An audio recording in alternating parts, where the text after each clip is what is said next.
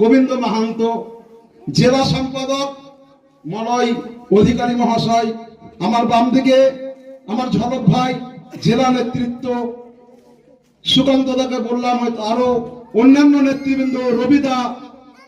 যাক, আমি মূল স্রোতে ফিরি।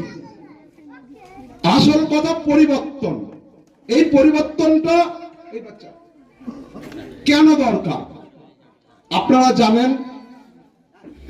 দীর্ঘ 34 বছর এই রাস্তা ছিল আগে মুরামের রাস্তা, এখন ঢালাই হচ্ছে ঠিকই, কিন্তু এটা কেন্দ্র সরকারের প্রজেক্ট।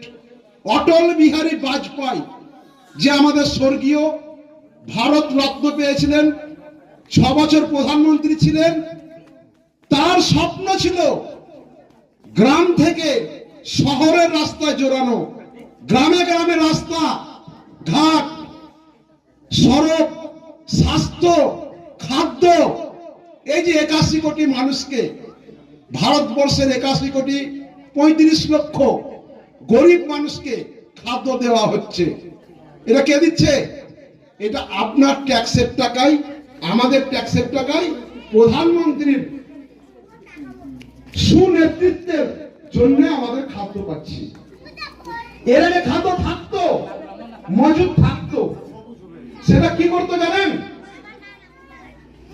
একটা বছর আমাদের চাষি যারা আছেন তারা বাড়িতে রাখেন, তেমনি আমাদের সরকার, কেন্দ্র সরকার, সে যে সরকারই থাক, কেন্দ্র সরকার, রাজ্য সরকার চাল ধান সংগ্রহ করে, সে ধান থেকে চাল হয়, সেই চাল মজুদ হয় FCI godown, food supply corporation, দিল্লিতে মজুদ থাকে।